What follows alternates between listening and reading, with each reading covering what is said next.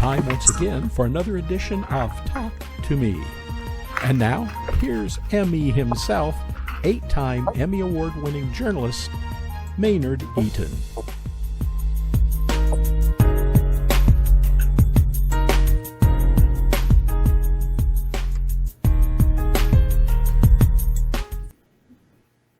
Hello again, and welcome to this week's edition of Talk to Me.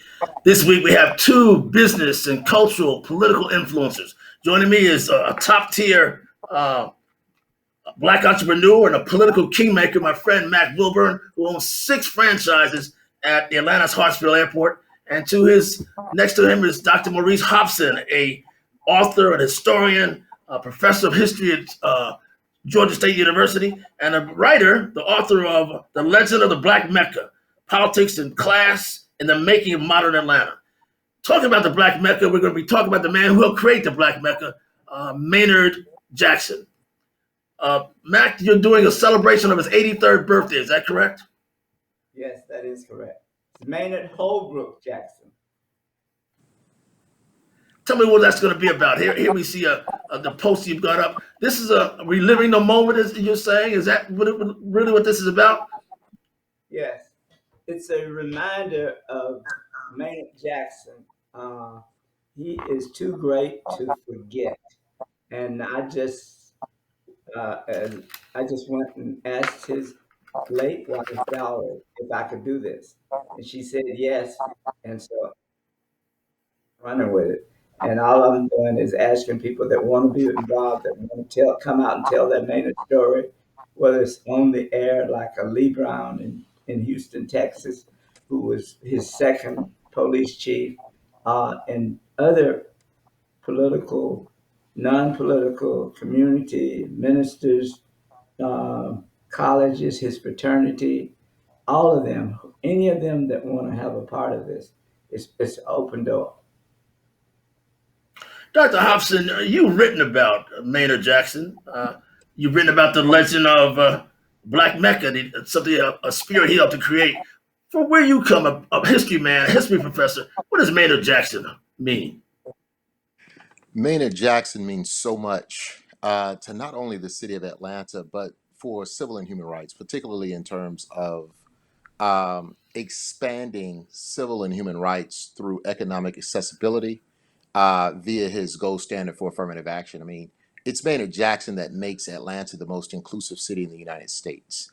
And much of that was just done by, really celebrating the institutions that would create someone like a Maynard Jackson.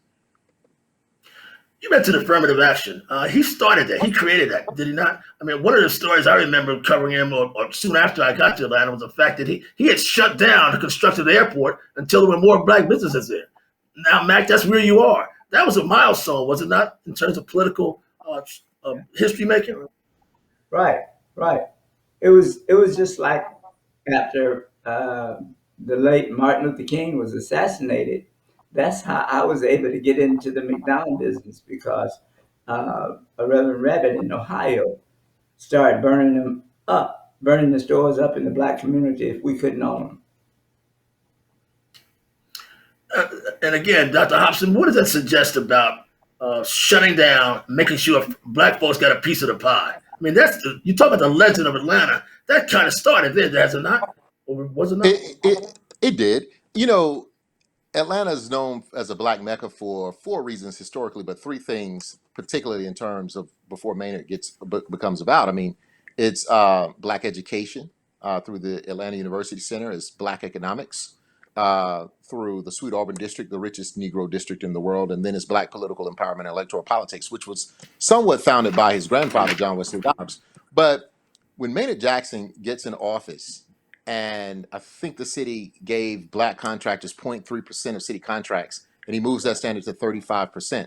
That produces a lot of millionaires, but it also attracts, an entrepreneur class from around the Black world. So not just the United States. I mean, we're talking about the continent of Africa, the Caribbean, Europe. They're all descending on Atlanta because Atlanta has an infrastructure that was ripe to take the American South to new levels.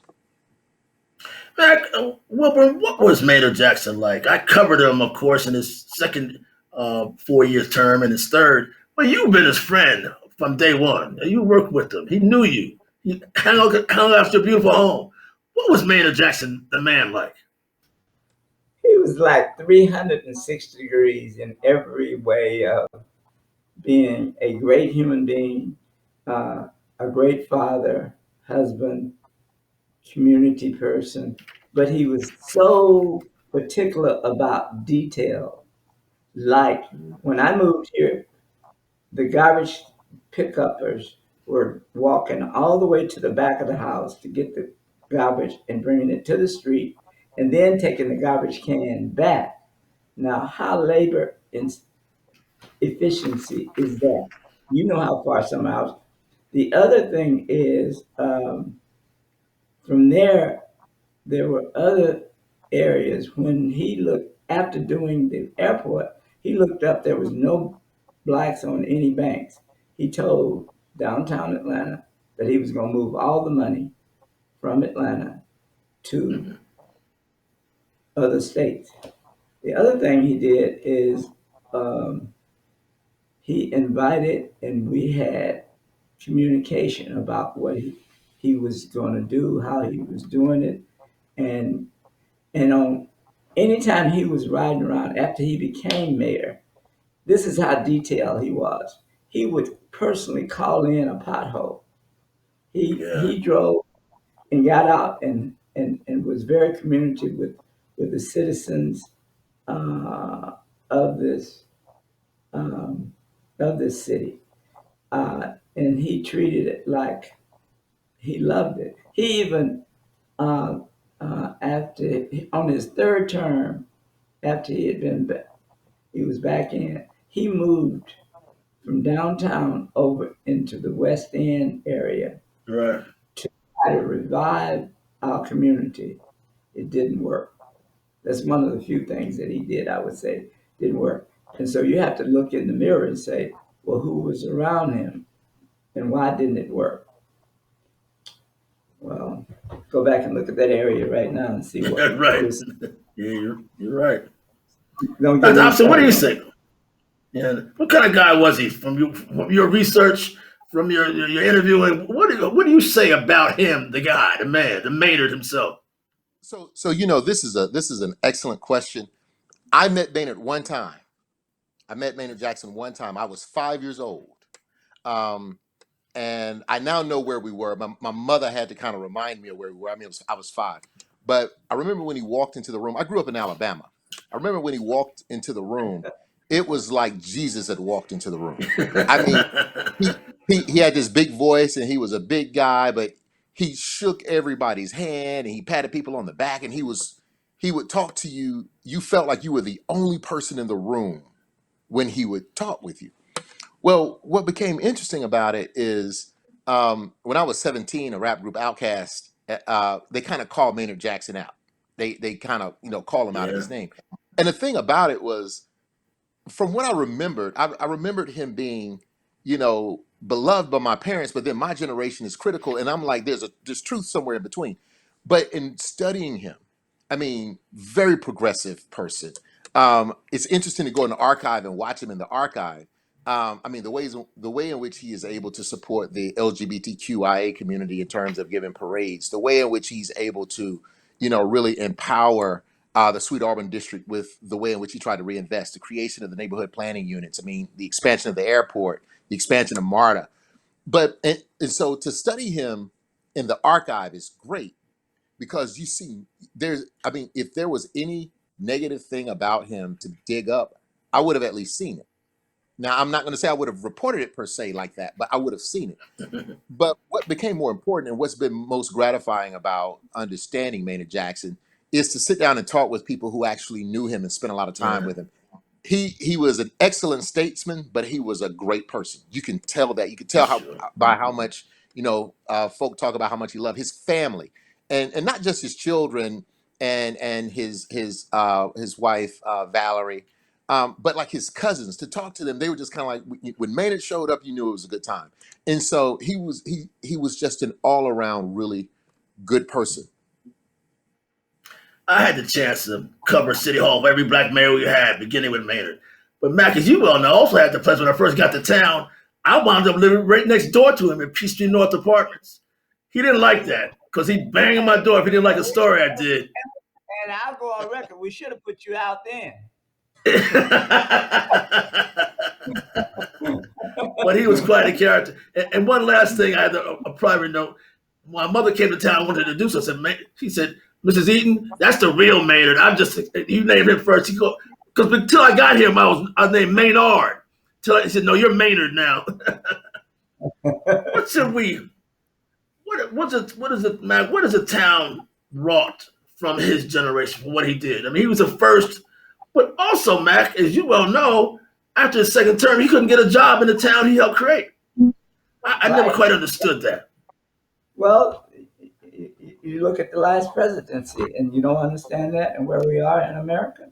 Come on. Yeah. It's just brought it out even more. It was another slap in the face. It was like going back to Alabama, and I hope you watched the documentary on Vivian Malone Jones in Wallace when she tried to get in college down there. So I got you. it flares up. It's like a wound that you have never been able to heal. Was he rebuked by the black community, by black folks who he helped us create, or was it just there was no opportunities for him? I say, and I regret that we didn't, as business people. I was in the McDonald business. I wasn't. Well, I might have been. I might have been in the airport by then, on the retail side. But I'm still saying, Right. even down to the community businesses. But we don't think like that. We don't do stuff like that. And that's us. We have to look in the mirror at that. You know? Dr. Hobson, And what does history say about that? I agree with what Mr. Mack just said. So let's put it in metrics. Let's like really talk about the numbers. Maynard Jackson was mayor for 12 years. I believe that during his time as mayor, I think roughly around $3.5 billion came through city contracts, and he gave 35% of $3.5 billion to black folk. It would have seemed likely that once he's out of office and it becomes clear that he is being ostracized and kind of put out of the business community because of his affirmative action standards, it would seem as if black businesses would have all come together and contributed something or started a firm, did something for him in particular ways, not to say to pay him back, but to reinvest in the black community, because it was very clear that Maynard Jackson believed in humanity. But in the context of Atlanta, particularly in the 1970s, 80s, and 1990s, it was he fought against anti-black racism. And so he was going to try to help black people because he understood that if you help black people, you further humanity. And so it would seem as if, black businesses would have gotten behind him on that. yeah.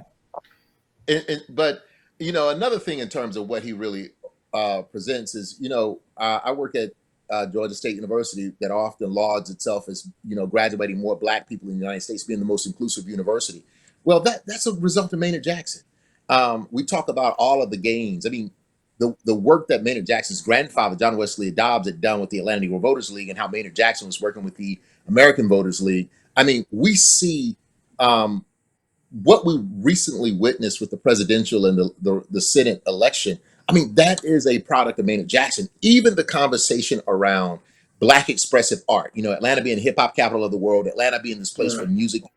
We see the peach that's put at the end of all the movies that were filmed in the state of Georgia and in Atlanta. That is Maynard Jackson and the Bureau of Cultural Affairs, the Atlanta Jazz Festival. So he still towers over this city. And it is no wonder that when we go to his grave next week, his grave looks up on the city that he built. Very well said. But Mac, then and now, unfortunately, Atlanta's a city of the haves and the have-nots. And I think he tried to merge that. He tried to end that, but it's not. I mean, that's something to. In fact, Joe Hudson wrote about that reading. His criticism of Atlanta. Joe Hudson, a friend of yours, Max, said that Atlanta has not had a chance, has not really reached out to the least of these. You sense Well, that in the business community? I disagree with that. I know some of our, I think it's more on us. I know some of our most famous businesses in this city that I won't call names that's been renting for 40 years. Okay. Mm. Um, I mean, and if you then look at when I go to church to Salem down Bankhead Highway, still to me, but um, the Jasper. home, yes, Jasper Williams, the homes that I see there that I used to pass, that have been passed down to the next generation, we won't even sweep the yard. We won't put a new screen door on. We haven't upgraded any windows. You Uh, know, it's that's what I don't understand. Our core black community here has been passed down. I've seen it. I mean, when I came here, Simpson and Ashby, what no, you know, it had a different air about it from Auburn Avenue. I mean, even then, we had Citizen Trust Bank, we had Atlanta Life. We don't have an Atlanta Life anymore. You know, I'm like, what happened? So it's good question. those big things with the small things to me just pulls us down. It keeps us down. We have to step up.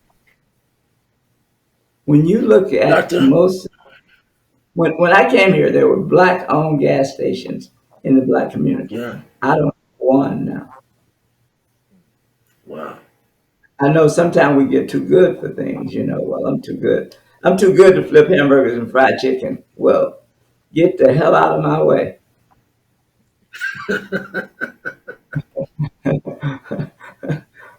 Dr. Hobson, again, you study this. This is your craft. I mean, this is history, right?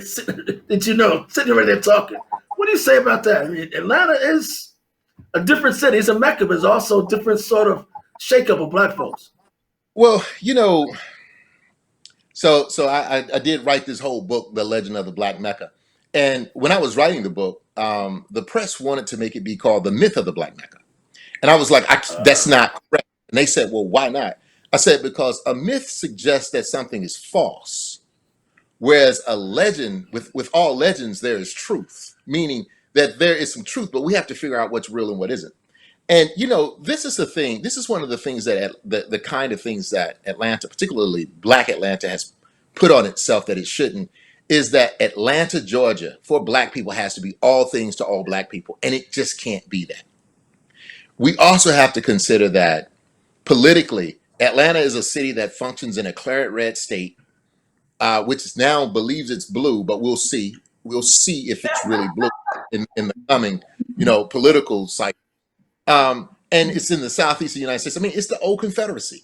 And so yeah. we must understand that any Black mayor in this city, from Maynard Jackson to Mayor Keisha Lance Bottoms, that they are functioning in a claret red state, oftentimes with a governor that is extremely conservative and that tries to stand in the way. And then there's that tension between, within the state of Georgia, where it's the rest of the state of Georgia versus Atlanta because of the resources. And so I think that on one level, we still have to deal with that aspect of racism.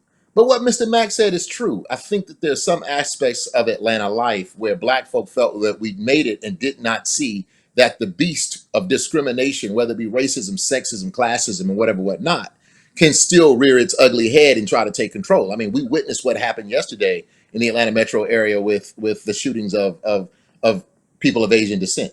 So, we still have to operate in that gladiator pit of American capitalism, or not. Let me back that up. We still have to operate in the gladiator pit of American greed, not American capitalism, American greed and conservative politics. Back when I end this on this, so speaking of politics, every major political candidate, presidents, every major candidate for mayor has come through your door to receive your blessing. You Oh, still is a that what political it, kingmaker? You still I thought it was check. I didn't for their campaign. No, they wanted an endorsement too. Uh, anyway, having covered politics in this town, I can certainly think of nobody better, more colorful, more charismatic, more dynamic than Maynard Jackson. I'm sorry, we've had some great black mayors, but my first mayor to cover is still number one to me. I think. Yeah, hands down. And man, I traveled with him to Africa and different international cities, and he was well received. And and he had a fun part. He'd get on the dance floor, and then go back and sit down and talk to the president of the country, whatever. A to Z. Um, that's the Maynard Jackson that I enjoyed and loved. What do you want this recognition to be? This salute to be? Both of you final notes. What do you hope this turns out to be? It wake people up and they send a check to his foundation. Let's keep it alive. Um, yeah, and it's just it's a birthday celebration. So it's a thank you. I'm thanking him for enjoying him the years and what he did to show all of us what a city, what you can do when you really run in the city. Mack Wilbourn and no, you go ahead. Well, for me, so I teach at Georgia State, and I teach a class. And did you know that most of my students who are overwhelmingly black in this particular class had no idea who Maynard Jackson was? That is What? atrocious. They Yes, no see that? idea. And this, I brought Okay, in that's what we are. Man.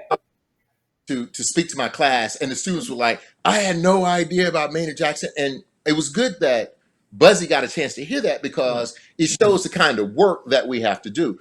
But what I really want is it shouldn't just be a story about Atlanta. Maynard Jackson represents the best of what America has to offer in general, and some of the best of what Black America has to offer in particular.